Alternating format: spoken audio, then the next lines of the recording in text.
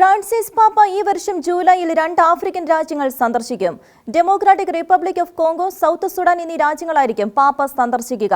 Vatican press ഓഫീസാണ് ഇതു സംബന്ധിച്ച വിശദാംശങ്ങൾ പുറത്തുവിട്ടത്. ഫ്രാൻസിസ് മാർപ്പാപ്പ ജൂലൈ മാസത്തിൽ ആഫ്രിക്കയിലെ രാജ്യങ്ങളായ കോങ്കോ, സൗത്ത് സുഡാൻ എന്നീ രാജ്യങ്ങളിലേക്ക് സന്ദർശനം നടത്തും. ആഫ്രിക്കയിലെ രാജ്യങ്ങളായ കോങ്കോ, സൗത്ത് സുഡാൻ എന്നീ രാജ്യങ്ങളിൽ നിന്നുള്ള രാഷ്ട്രീയ അധികാരികളുടെയും മെത്രാൻ സമിതിയുടെയും ക്ഷണം സ്വീകരിച്ച് മാർപ്പാപ്പ ഈ വരുന്ന ജൂലൈ മാസത്തിലാണ് സന്ദർശനത്തിനായി ഒരുങ്ങുന്നത്.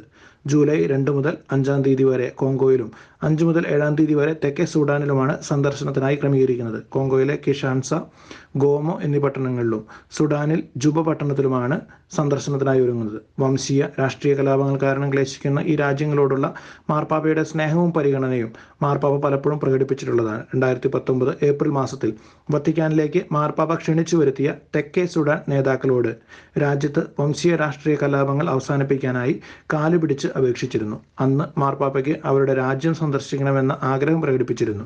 കോങ്കോയിലും സമാധാനം സ്ഥാപിക്കാനായി സൈന്യവും മിലിറ്ററി ഗ്രൂപ്പുകളും തമ്മിലുള്ള കലാപങ്ങളും അവസാനിപ്പിക്കാനുമായി മാർപ്പാപ്പ പലതവണ അവരോട് അപേക്ഷിച്ചിരുന്നു. കഴിഞ്ഞ വർഷം ഫെബ്രുവരി മാസത്തിലാണ് ഇറ്റലിയിൽ അംബാസഡറായ ലൂക്ക അത്തനാസിയോയും കൂടെയുള്ളവരും കോങ്കോയിലെ ഗോമോ എന്ന നഗരത്തിൽ വെച്ച് ബോംബാക്രമണത്തിൽ വെച്ച് കൊല്ലപ്പെടുന്നത്. മാർപ്പാപ്പ അതിൽ വലിയ ദുഃഖം രേഖപ്പെടുത്തിയിട്ടുള്ളതാണ്.